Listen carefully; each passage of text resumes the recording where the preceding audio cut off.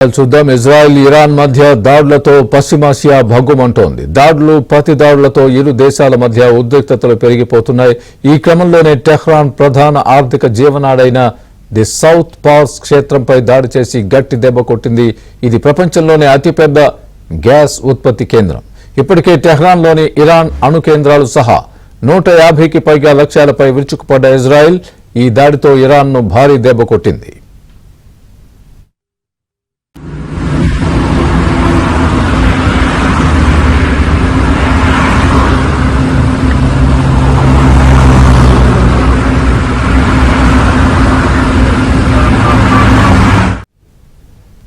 Tell-Aviv దాడుల్లో షహ్రాన్లోని భారీ gas క్షేత్రం కూడా ధ్వంసమైనట్లు తెలుస్తోంది. 11 నిల్వ ట్యాంకులు ఒకదాని తర్వాత ఒకటి పేలిపోతుండటంతో భారీగా అగ్నికేరలు ఎగసిపడుతున్న వీడియోలు ఇప్పుడు వైరల్ అవుతున్నాయి. దీనివల్ల సమీప నివాస ప్రాంతాలకు తీవ్ర నష్టం వాటిల్లే ప్రమాదం కూడా ఉందని ఇరాన్ తెలిపింది.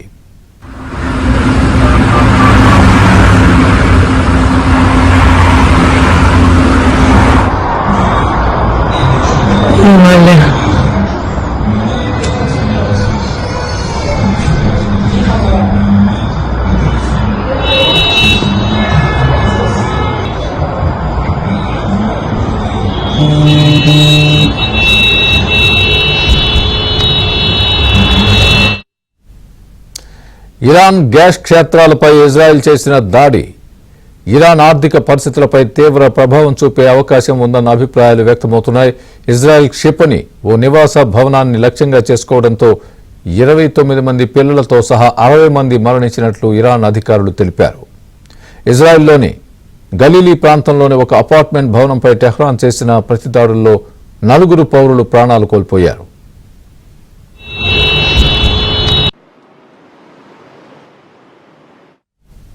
ప్రస్తుతం ఇరు దేశాలు పరస్పరం భీకర దాడులకు పాల్పడుతున్నాయి. టెహ్రాన్ లక్ష్యంగా యుద్ధ విమానాలు మిసైళ్లతో ఇజ్రాయెల్ విరుచుకుపడగా టెల్-అవీవ్పై ఇరాన్ 5 విడతల్లో వందల క్షిపణులను ప్రయోగించింది. రెండో రోజు ఇజ్రాయెల్ దాడుల్లో ఇరాన్లోని పలు కీలక స్థావరాలు సహా నతాంజ్ అణు కేంద్ర ఉపరితల భాగం ధ్వంసమైంది. నేలమాళిగలో ఉన్న ఈ అణు శుద్ధి కేంద్రం ఇరాన్కు అత్యంత కీలకమైంది.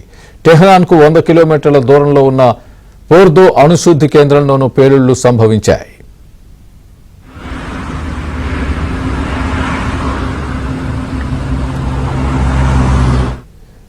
ఇవాళ ఉదయం ఇజ్రాయెల్పై జరిపిన క్షిపణి దాడిలో ఇరాన్ సరికొత్త బ్యాలిస్టిక్ మిసైల్ను ప్రయోగించింది. ఈ క్షిపణి రేంజ్ 1200 కిలోమీటర్లుగా ఇరాన్ పేర్కొంది.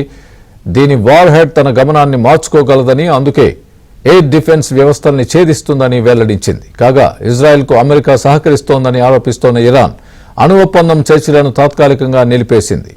ఇవాళ జరగాల్సిన చర్చలు నిలిచిపోయినట్లు ఒమన్ ప్రకటించింది.